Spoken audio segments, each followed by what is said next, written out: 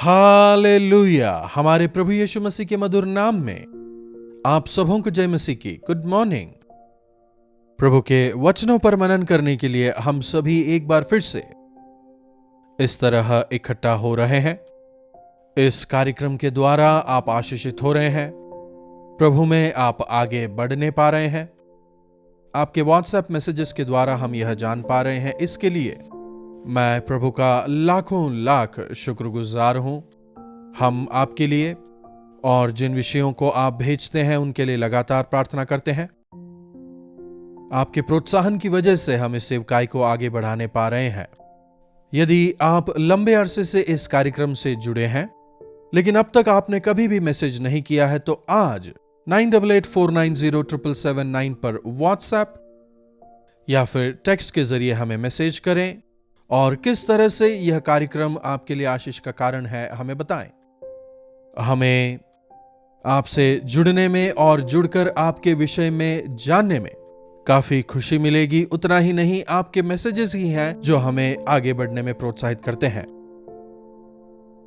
जैसे आप वचन से प्रोत्साहित होते हैं, हम भी आपके जरिए प्रोत्साहित होते हैं। आइए प्रार्थना से आज के मनन को शुरू करें। महापवित्र पिता परमेश्वर, प्रभु, आज जब हम दोबारा आपके सन्मुख आते हैं, आज फिर से अपने वचन से हमसे बात करें। प्रार्थना यीशु के नाम से मांगते हैं, आमीन।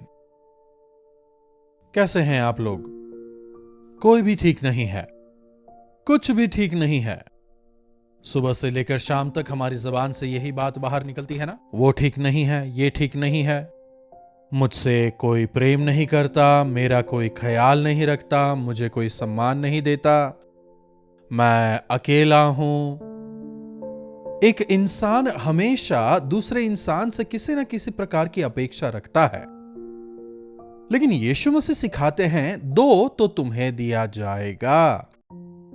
सामने वाले से कुछ पाना नहीं बल्कि पाने से देना धन्य है। Give respect and take respect कहते हैं ना। यदि हम दूसरों की इज्जत करें तो दूसरे हमारी इज्जत करेंगे ही। यदि हम उनकी भलाई करें तो वे भी हमारी भलाई करेंगे। हमेशा अरे कोई मेरी भलाई नहीं करता, मेरे लिए अच्छा नहीं करता कहते हैं, लेकिन क्यों ना मैं किसी की भलाई करूं, मैं किसी के लिए क्या कर सकता हूं, क्या ऐसी सोच आती है? यीशु मसीह की बातों पर यदि गौर करें तो हमारी जीवन शैली बदल जाएगी। लूका रचित सुसमाचार उसके 6वें अध्याय की 36वीं आयत से देखिए, जैसे तुम्हारे पिता दयावंत हैं तुम भी दयावंत बनो। प्रभु यीशु मसीह को उद्धारकर्ता मानने के बाद हम उनके संतान होते हैं। विश्वास में आ जाने के बाद प्रभु यीशु मसीह ही हमारे स्वर्गीय पिता हैं। धोखा देने वाले, सांसारिक तौर पर चलने वाले, संस्कारिक भक्ति रखने वाले आप जो हैं शैतान के संबंधी हैं। तुम्हारा जो पिता है वो शैतान है और वो झूठा है। वचन कहता है वो झूठ का पिता है। प्रभु यीशु मसीह कौन है? प्रभु यीशु मसीह सत्य के पिता हैं। उनमें सत्य है, दया है, करुणा है, प्रेम है। तो जब हम उनकी संतान हैं, उनके प्रेम को, उनके करुणा को, उनकी दया को अपने जीवन से हमें दर्शाना है।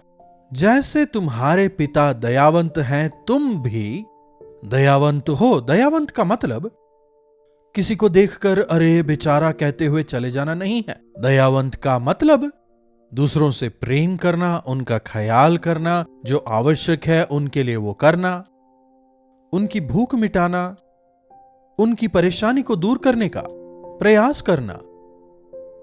प्रभु ने दया करके लोगों के आंसू पोंछे, उन्होंने लोगों को तसल्ली दी, पापों को क्षमा किया। यदि उनके जैसा मन हमारे अंदर हो, हम भी उनके स्वरूप को इस संसार को दिखाने पाएंगे। हे पिता, इन्हें क्षमा करें क्योंकि ये नहीं जानते कि ये क्या कर रहे हैं। प्रभु की प्रार्थना, क्रूस पर की प्रार्थना प्रभु के विशाल हृदय को, प्रभु के गहरे प्रेम को दर्शाती है। उनके संतान के तौर पर हमें भी दूसरों को क्षमा करना सीखना है और उन्हें हमें प्रेम करना है, यहां तक कि शत्रुओं से भी प्रेम करना है। अगली आयत देखिए, दोष मत लगाओ तो तुम पर भी दोष नहीं लगाया जाएगा। दूसरों पर दोष लगाते हैं, लेकिन जैसे ही कोई हम पर दोष लगाता है गुस्सा आता है। दूसरों की आलोचना करते हैं, लेकिन जैसे ही कोई आपकी आलोचना कर दे एकदम गुस्सा आ जाता है। तो दूसरों की आलोचना करते हैं, काफी आसानी से दूसरों पर दोष वगैरह लगाते हैं, दूसरों को अनदेखा करते हैं, उनकी निंदा करते हैं। लेकिन ऐसा ही व्यवहार कोई हमारे साथ करे, सहन नहीं कर पाते। जैसी करनी वैसी भरनी, जो बोओगे वही आप काटोगे। प्रेम बोओगे प्रेम पाओगे, बुराई बोओगे बुराई काटोगे। धोखा करोगे धोखा पाओगे, हानि करोगे आपकी भी हानि होगी। इसलिए प्रभु कहते हैं प्रेम करो, दूसरों पर दोष मत लगाओ। समझ रहे हैं? दोष मत लगाओ। हम हमेशा दोष लगाते रहते हैं। We are always complaining about others. परिवार में पति पत्नी की हालत देखिए, एक मीडिएटर मिल जाए बस बहुत है। इन्होंने ये किया, उन्होंने वो किया, ये ऐसे हैं वो वैसे हैं। शिकायत में कोई कमी नहीं होगी, एक पूरी किताब लिखी जा सकती है। हर इंसान दूसरों पर दोष लगाने में आतुर है, लेकिन खुद वो क्या कर रहा है इसे कोई नहीं देख पा रहा। परमेश्वर की संतान बन जाने के बाद दूसरा क्या कर रहा है नहीं देखना, उन्हें कुछ कहने से ज्यादा खुद जीकर उन्हें हमें सिखाना है। मसीह के संतानों को मसीह के स्वरूप को अपने जीवन से जी के दिखाना है। तो दयावंत बनो, तुम शिकायत मत करो, दोष मत लगाओ, क्षमा करो, तब तुम क्षमा किए जाओगे। देखिए, यदि आपको लगता है कि आप उन्हें सहन कर रहे हैं, इस बात को समझें कि वे भी आपको सहन कर रहे हैं। इवन हस्बैंड एंड वाइफ दोनों एक दूसरे को सहन करते हैं। वे आपको सहन कर रहे हैं, आप उन्हें सहन कर रहे हैं, दोनों एक दूसरे को सहन कर रहे हैं। इसलिए परिवार टिका है। यस, आप में जो कमी है वो सहन करें, उनमें जो कमी है आप सहन करें। एक दूसरे को सहन करना प्रभु ने हमें सिखाया। क्यों आज समाज में इतनी नाराजगी, द्वेष, जलन, हत्या, अन्याय, धोखा? हर एक इंसान स्वार्थी है। दूसरों की ओर इशारा करने में काफी अच्छा लगता है, लेकिन खुद की गलती को क्या कोई देखता है? जब हम प्रभु के करीब आते हैं, अपनी गलती को हम समझ पाते हैं, अपनी जीवन शैली को हम सुधारने पाते हैं, और जो सही नहीं है उन्हें समझाने की स्थिति तक प्रभु हमें उठाते हैं। क्षमा करो तो तुम क्षमा किए जाओगे, दिया करो तो तुम्हें दिया जाएगा।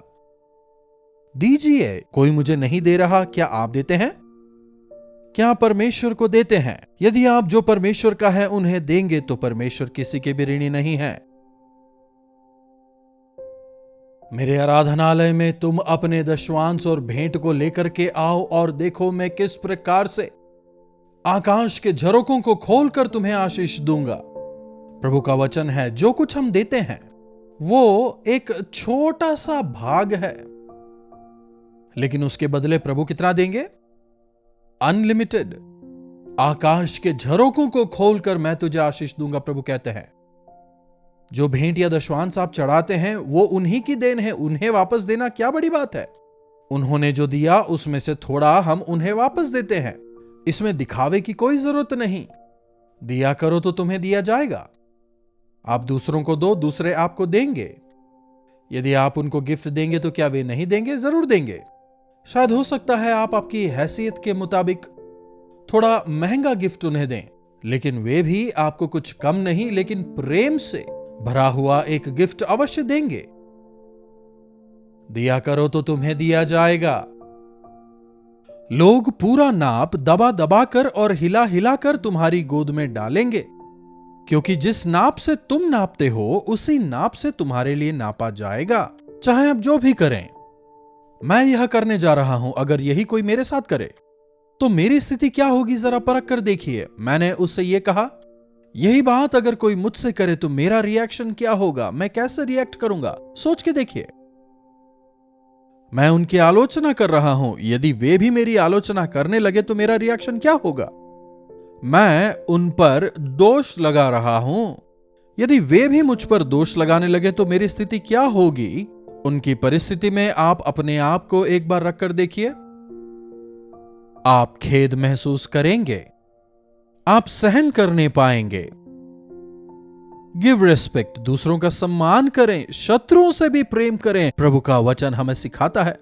मुश्किल है, लेकिन यदि आप अपने शत्रुओं से प्रेम कर सकें, यदि आपका चाल चलन प्रभु के सामने सही है, तो आपके शत्रु भी आपके मित्र हो जाएंगे। क्या आपके कोई शत्रु हैं? घर पर हो, बाहर हो, ऑफिस में हो, कॉलेज में हो, यहां तक कि चर्च में भी, तो पहले अपने मन को आप सही करें। आप उनके साथ अच्छा बर्ताव करें। यदि आप अच्छा बर्ताव करेंगे तो वे भी अच्छा बर्ताव करेंगे। एक लड़का ऊंचे पहाड़ पर जाकर ए चिल्लाता है तो वापस ए आवाज आती है, मैं तुझे मारूंगा। दोबारा आवाज आती है, मैं तुझे मारूंगा, तू बहुत बुरा है, तू बहुत बुरा है। उसे समझ नहीं आ रहा कौन बोल रहा है। वो बच्चा डर जाता है, मां के पास आकर कहता है, मां पहाड़ पर कोई है। मारूंगा कहता है तो वो भी मारेगा कहता है, ओ कहता हूं तो वो भी ओ कहता है। बहुत जोर जोर से चिल्ला रहा है, मम्मी मुझे डरा रहा है। जब जाकर वो लड़का कहता है, मां को समझ आ जाता है, इट्स जस्ट एन एको, उस लड़के की ही आवाज है, उसकी आवाज गूंज रही है। मां यह समझकर बेटे से कहती है, नहीं वो खराब नहीं, अच्छा ही है, तू अच्छी तरह से उससे बात कर। तो अगर उससे अच्छी तरह बात करेगा तो वो भी तुझसे अच्छी तरह बात करेगा। हेलो, वो भी हेलो कहता है, तू मेरा मित्र है, तू मेरा मित्र है, तू अच्छा है, तू अच्छा है। इन बातों को सुनकर लड़का काफी खुश हो जाता है। दोबारा मां के पास आता है, मां मां वो बुरा लड़का था ना, मेरा दोस्त बन गया है। दरअसल कौन वहां पर बुरा था? यह लड़का वहां पर ठीक बर्ताव करता है, इसीलिए उसके साथ भी वहां पर ठीक बर्ताव किया जाता है। ऐसा ही होता है, जब हम दूसरों का अपमान करते हैं हमारा अपमान भी होता है। जब हम दूसरों पर दोष लगाते हैं हम पर भी उसी प्रकार दोष लगाया जाएगा। मनुष्य अपमानित ही करते रहते हैं, दोष लगाते रहते हैं, निंदा करते हैं। जब मनुष्य एक दूसरे को अपमानित करते हुए, एक दूसरे की निंदा करते हुए, एक दूसरे को नीचा दिखाते हुए, एक दूसरे से बदला लेते हुए, झगड़ा करते, हत्या करते, वाद विवाद करते हुए जब रहते हैं, शैतान खुश होता है, प्रभु दुखी होते हैं। खासकर जब आप प्रभु की संतान हैं, आपके घर के भीतर चिल्लाना, शोरगुल नहीं होना चाहिए। तेरी आवाज नगर की गलियों में सुनाई ना दे, वचन कहता है। अपने घरों में आप शांत होकर प्रेम से बात करें, बच्चों से भी प्रेम से बात करें। जब आप चिल्लाते हैं तो कई बार वे भी चिल्लाते हैं या फिर वे रोते हैं। जब आप प्रेम दिखाते हैं तो वे भी प्रेम दिखाएंगे। आपके प्रेम के वे अधीन हो जाएंगे। यस, मसीह का प्रेम कोमल है, दयावंत है। इसलिए हमारे जीवनों में हम मसीह की संतान हैं, इसीलिए हमारे मसीह प्रेमी हैं। इसीलिए क्यों ना हम भी प्रेम दिखाएं। वे दयालु हैं, इसलिए हम भी दयालु हों। भले ही दूसरा कोई हमारी कितनी ही निंदा क्यों ना करे, हमें कितना ही अधिक अपमानित क्यों ना करे, हमें कितना ही बुरा भला कहे, हमारी निंदा करे, चाहे कुछ भी करे, लेकिन हम मसीह की तरह, प्रभु वे क्या कर रहे हैं वे नहीं जानते, इसलिए उन्हें आप क्षमा करें। प्रभु इस निंदा अपमान को सहने का अनुग्रह मुझे दें। आपके सामने निर्दोष होकर जीने का अनुग्रह मुझे दें। जिस दिन ऐसी आप प्रार्थना करना सीख लें, हम झगड़ा बढ़ाने वाले नहीं होंगे बल्कि समाधान करवाने वाले हो जाएंगे।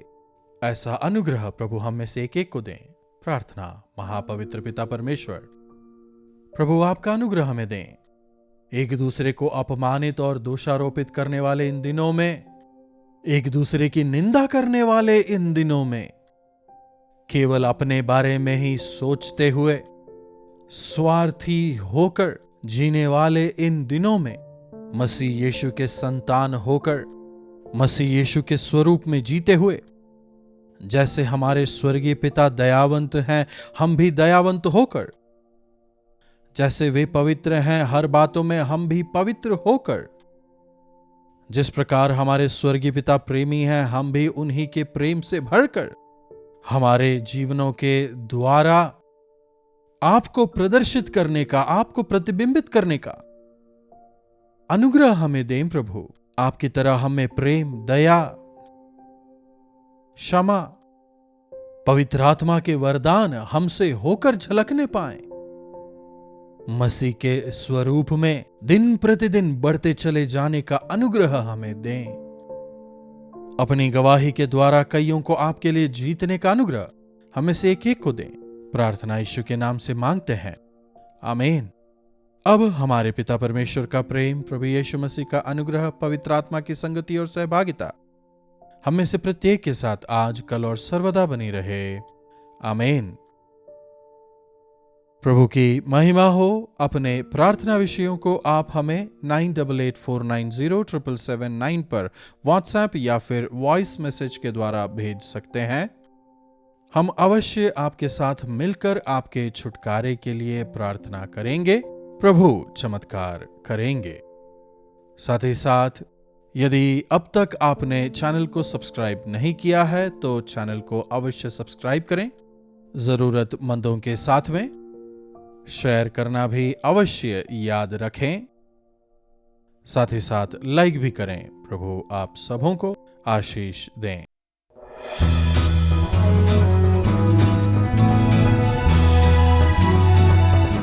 हालेलुया। मुंबई महानगर के हमारी सेवकाई के साथ जुड़े हुए हमारे श्रोताओं के लिए खुशखबरी। प्रभु की इच्छा हुई तो अक्टूबर 30 तारीख को गोरेगांव में और 31 अक्टूबर को धारावी में एक दिन के गेट टुगेदर का हम आयोजन कर रहे हैं। हर रोज दैनिक मनन और टीवी कार्यक्रमों के द्वारा हमसे जुड़ने वाले श्रोताओं के साथ हम सीधे मिलना चाहेंगे, व्यक्तिगत तौर पर आपके लिए प्रार्थना करने हम चेन्नई से मुंबई आ रहे हैं। मुंबई में चाहे आप कहीं भी रहते हो, आपकी सुविधा के लिए इस बार हम 2 जगहों पर, गोरेगांव ईस्ट में, वैसे ही सायन धारावी में 2 जगहों पर अक्टूबर 30 और अक्टूबर 31 को शाम के 6 बजे से लेकर 10 बजे तक इस 1 डे मीटिंग का आयोजन हम कर रहे हैं। आइए अपने परिवारजनों को, मित्रों को लेकर के आए, परिवार समेत आए। परमेश्वर महान चमत्कारों को हमारे बीच करेंगे, ऐसे विश्वास के साथ आए। हमारी एक एक समस्या का समाधान प्रभु करेंगे, ऐसी एक आशा के साथ में आप अवश्य आए। हम सब मिलकर प्रभु के महान चमत्कार का अनुभव मिलकर करेंगे। अपने निकटतम स्थान पर आप आ सकते हैं, दोनों जगहों पर आ सकते हैं तो और भी बेहतर होगा। अगर आप अधिक जानकारी चाहते हैं, नीचे दिए गए फोन नंबर्स पर आप व्हाट्सएप कर सकते हैं या फिर 8939393939 पर आप फोन करें। एड्रेस, लिंक्स वगैरह शेयर किए जाएंगे। अगर आप चाहें तो एड्रेस नोट कर सकते हैं। गोरेगांव ईस्ट के वेन्यू की जानकारी, Pragya Bodhini school hall, JP Nagar, behind Sonal apartments, near post office, Goregaon east, Mumbai. अक्टूबर 30 तारीख को शाम 6 बजे से रात 10 बजे तक। अधिक जानकारी के लिए 8939393939 पर संपर्क करें।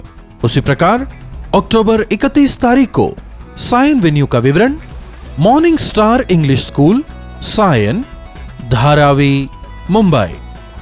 अधिक जानकारी के लिए 9884907779 पर आप व्हाट्सएप या फिर वॉइस मैसेज भेज सकते हैं। आपको अधिक जानकारी दी जाएगी।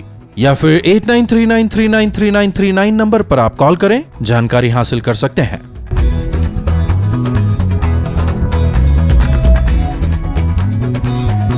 आइए परमेश्वर से चमत्कार की उम्मीद करें। इन अंत के दिनों में प्रभु के अनुग्रह को पाकर उनके आशीषों में आनंद मनाएं। जरूर आएंगे ना?